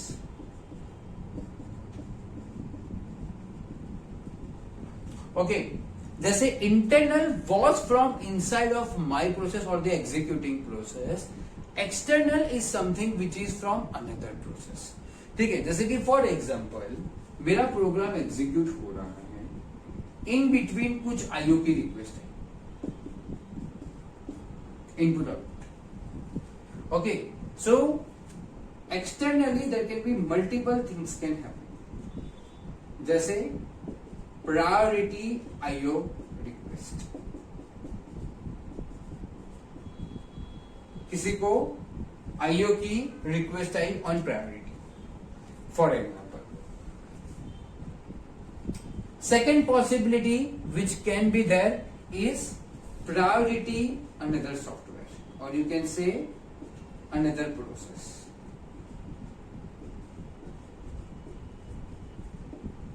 Okay, so कोई दूसरी process है which is happening on priority. Okay, so this can be the second particular scenario. तीसरा case हमने already पहले discuss किया था विच इज let's say total power outage. ठीक है, ये प्रोग्राम के इंटरनल से नहीं आ सकता, ये बाहर से आ सकता है, बाहर के सराउंडिंग में पावर आउटेज नहीं है, so it is nothing from the program internal. ठीक है, इसके बाद it can be something which can be related with the database crash. ये हमने ऑलरेडी डिस्कस कर दिया। Okay, there can be another possibility कि शेड्यूलर प्रीएम्पशन। ठीक है, शेड्यूलर कैसे प्रीएम्पशन कर सकता है, बहुत सारे रीजंस की वजह से शेड्यूलर प्रीएम्पशन कर सकता है। Okay, but it can be a possibility कि शेड्यूलर को अपनी किसी रिक्वायरमेंट के लिए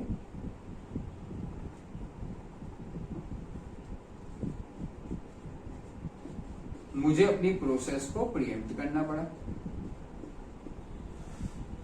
ठीक है, so this can be a particular possibility which can be occurred externally. Okay, so these are the external interrupts.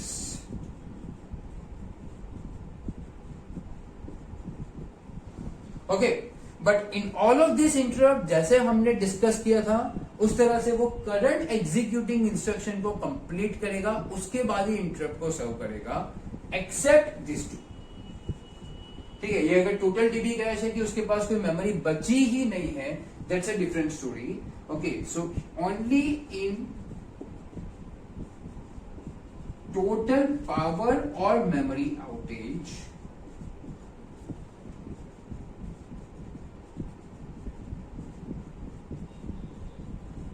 जब उसके पास कोई पावर या मेमोरी है ही नहीं, okay, it would serve interrupt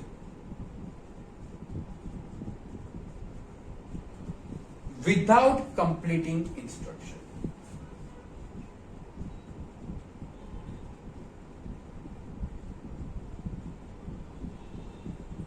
जो भी पर्टिकुलर अपनी इंस्ट्रक्शन है, write it down, without completing instruction।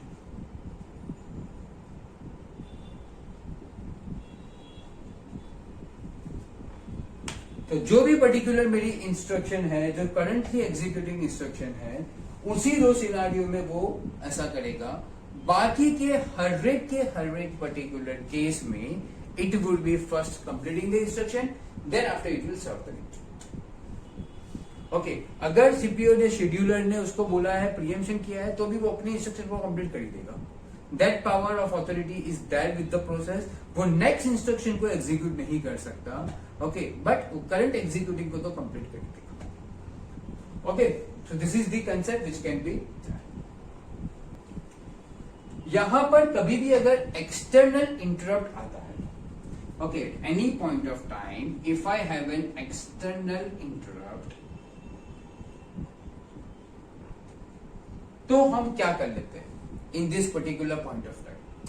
If we are having that type of external interrupt, so currently executing process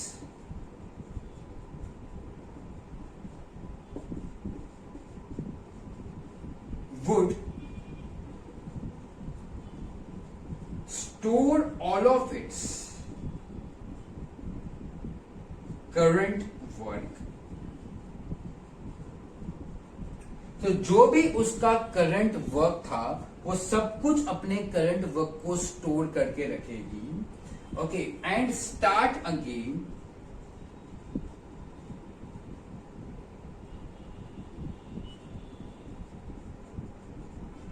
from the same position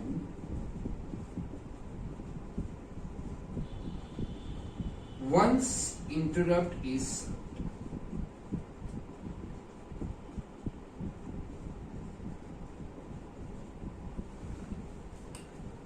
okay, so currently executing process क्या करेगी, let's say उसको थोड़ा बताता हूं मैं।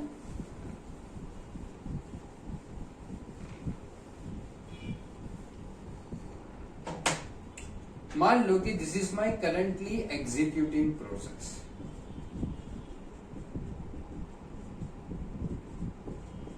या उसको प्रोग्राम जो भी गिनना है गिन लो। This is, it is right, यहां था तब इंटरप्ट आ गया,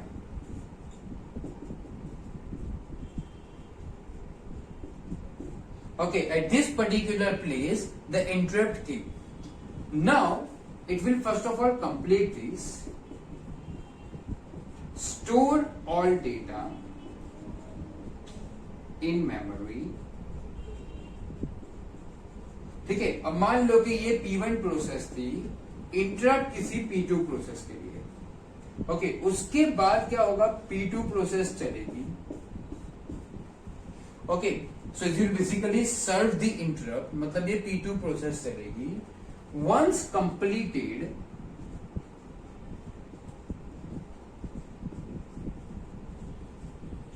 it will again start from here, मतलब P1 again यहां से स्टार्ट होगा।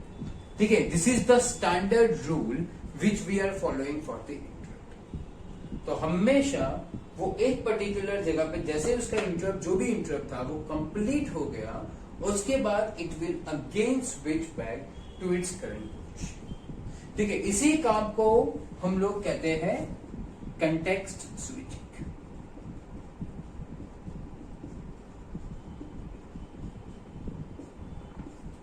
Okay, this term is also useful for the case of the operating system and CO. ये दोनों के सब्जेक्ट्स में आपको ये दिखने को मिलेगा, context switching, which is related to the switching from one process to another process. Okay, yeah. So basically it is for the external interrupt, क्योंकि external interrupt में मेजरली हम एक से दूसरी प्रोसेस के ऊपर चलते हैं। ओके, अगर इंटरनल होगा तो उसी प्रोसेस पे वापस आने वाले हैं, तो वो उसी फ्लो में कंटिन्यू करेगा देन। ठीक है, लेकिन एक्सटर्नल होगा तो हम उसका सब कुछ स्टोर करके रखेंगे, then we would be coming back to it. Okay, so that's how we need to take into consideration. तो आपको ये पूछ सकते हैं कि ये जब इंटरप्ट सर्व होके आएगा तो ये पहले से स्टार्ट होगा? No, it will start from the same location which was ended last time. Okay, interrupt from the software to hardware layer।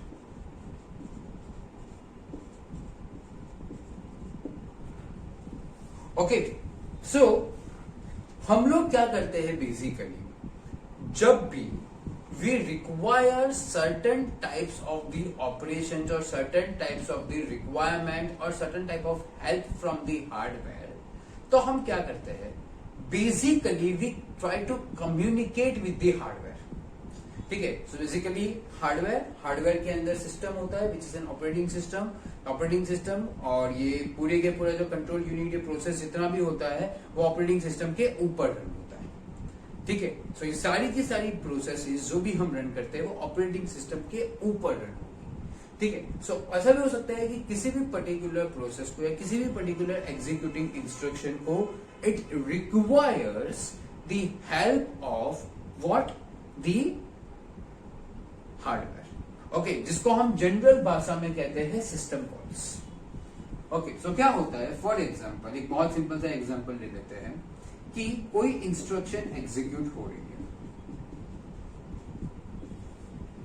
Okay, अब ये इंस्ट्रक्शन है, इस इंस्ट्रक्शन में मैंने कुछ लिखा है, लेट्स से सिस्टम डॉट अरे कॉपी।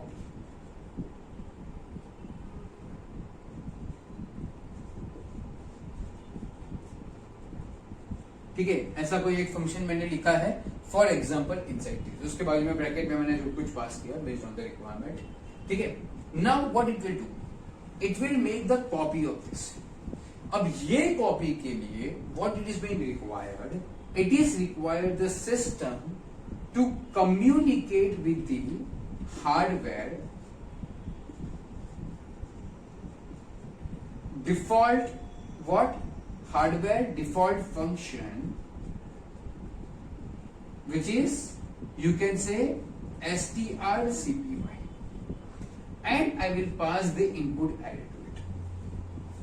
ठीक है, तो ये जो भी होगा ये उसका एक कॉपी बना के रिटर्न करेगा। ठीक है, so this is one of the example. ऐसे बहुत सारी जगह पे हो सकता है that you would require a particular type of a what hardware function to be execute. अब इसके लिए क्या होगा, दो चीज होगी, एक तो मेरे अपना मोड चेंज करना पड़ेगा। ओके, सो करंटली जब भी मैं कोई पर्टिकुलर प्रोसेस को एग्जीक्यूट कर रहा हूं, eight that point of time I would be in a user. ठीक है, so currently I would be in a user. जब मैं यहां से यहां पर जाऊंगा तो मुझे क्या करना पड़ेगा, I need to make the system mode, और you can say the supervised mode.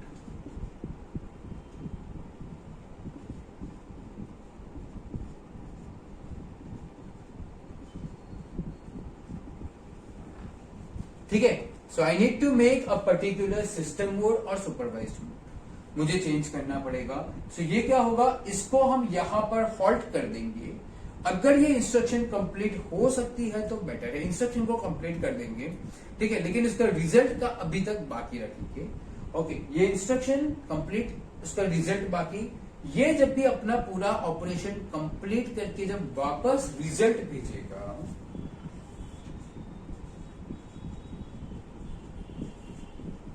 okay, at that point of time I would store that result here based on my requirement and then I would get it. Okay, so basically हमने क्या किया कि ये भी एक तरह का एक इंटरनल रिक्वायरमेंट है, लेकिन ये internal requirement is not form with in the system, it's basically system को अपना काम करने के लिए it requires a particular type of the hardware, ठीक है, उसको हार्डवेयर के जब कॉल करते हैं, that's why it is being given a speciality case which is the software system interrupt. Okay, कहने के लिए तो आप ये भी कह सकते हैं कि it is also a type of an internal, because system को इंटरनली ही इसकी जरूरत है, कहीं बाहर से कोई सिस्टम नहीं आ रही है। Okay, but it is specifically to that hardware, so hardware की फंक्शनलिटी को हैंडलिंग करने के लिए we had given a different name on together. Okay, उसको एक अलग ब्रैकेट में स्टोर करके रखा हुआ है। Okay, so everybody able to understand how we are trying to do. So जब भी कोई हमारे पास सिस्टम कॉल्स आती है, at that point of time we hold that instruction for a particular period, go to hardware, let hardware do this operation, let it come back and then we will. So till the time this operation is going on, till hardware is going on, okay, I can, or I mean scheduler can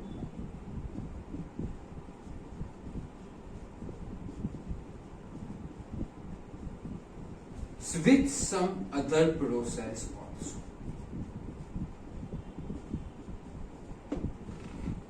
ठीक है।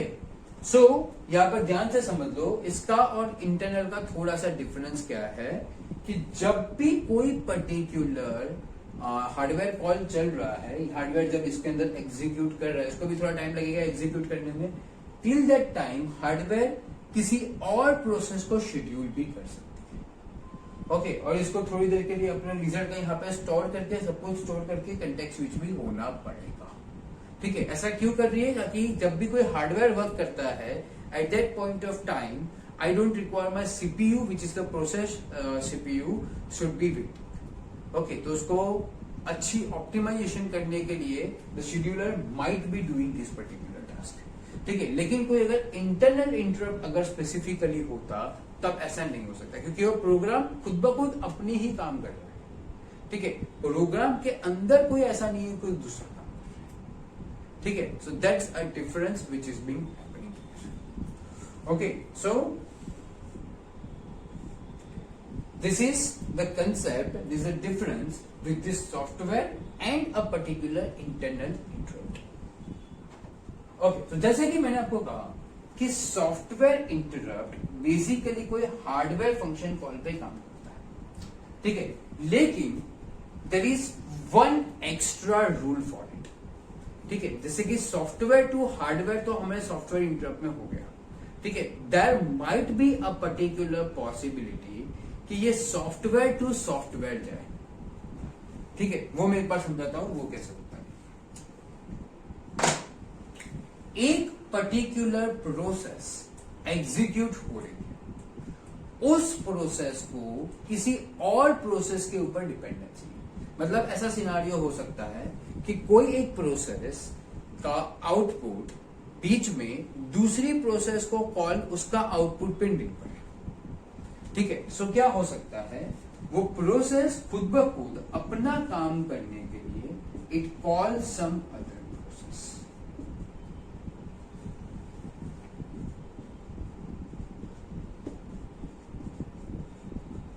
Okay. ये वाला operation भी user mode के अंदर ही होगा, okay. So there is a particular concept कि भैया एक प्रोसेस को अपना काम करने के लिए जैसे हार्डवेयर की जरूरत पड़ सकती है, उसी तरीके से उसी प्रोसेस को अपना काम करने के लिए it might also require some other process, ठीक है, तो ये भी एक तरीके से सॉफ्टवेयर इंटरप्ट भी आएगा। ओके, तो सॉफ्टवेयर इंटरप्ट में बेसिकली दो चीज आ सकती है, which is software to hardware and software to software. ठीक है, हम यहां पर जो भी डिस्कशन कर रहे हैं पूरे के पूरे सॉफ्टवेयर के करस्पॉन्डिंग या प्रोसेसिंग के करस्पॉन्डिंग कर रहे हैं, दैट्स व्हाई हम हार्डवेयर को ज्यादा ले नहीं रहे, लेकिन एक तरीके से हार्डवेयर का भी अलग से उसके लेवल पे इंटरप्ट आता है जो सिर्फ hardware to hardware internally company करता है। हार्डवेयर कभी भी सॉफ्टवेयर में कुछ नहीं करता। Okay, but for now whereas you are working on this particular software parts on this यूए, ऐसे प्रोसेसिंग और ये सब का समझ रहे हैं, तो we are not taking into consideration the hardware interrupt. We are only having 3 types of interrupt, which is basically the first one is the internal, external and the software interrupts। शुरुआत हमने सबसे पहले देखी थी कि भाई इंस्ट्रक्शन से हमने स्टार्ट किया था। So instructions was the first and the foremost thing. हमने सबसे पहले समझा कि इंस्ट्रक्शंस के कितने बेसिकली फॉर्मेट्स होते हैं। तो फॉर्मेट में क्या क्या चीजें आती है, तो एक आता है addressing mode, opcode and operands. ठीक है, ऑपरेंड से करस्पॉन्डिंग हमने समझे 0, 1, 2, 3 टाइप ऑफ इंस्ट्रक्शन है। ऑपकोड में हमने 3 समझे कि भैया डेटा ट्रांसफर बेस भी हो सकता है, डेटा मैनिपुलेशन भी हो सकता है, प्रोग्राम कंट्रोल भी हो सकता है। और the third one was related to addressing mode, जो बताएगा कि भैया मुझे कौन सा पर्टिकुलर डेटा कैसे उठाना है अपना ऑपरेशन करने के लिए। ठीक है, दूसरा हमने समझा हायर लेवल कि भैया जब भी कोई प्रोग्राम एग्जीक्यूट होता है तो वो हमेशा क्या होता है, उसको कुछ ना कुछ इंटरप्ट आते रहते हैं। इंटरप्ट को सर्व कैसे करेगा, पहले अपनी इंस्ट्रक्शन को कंप्लीट करेगा, करंटली एग्जीक्यूटिंग इंस्ट्रक्शन, उसके बाद ही वो इंटरप्ट को सर्व करेगा। और 3 टाइप के होते हैं, इंटरनल, एक्सटर्नल, सॉफ्टवेयर।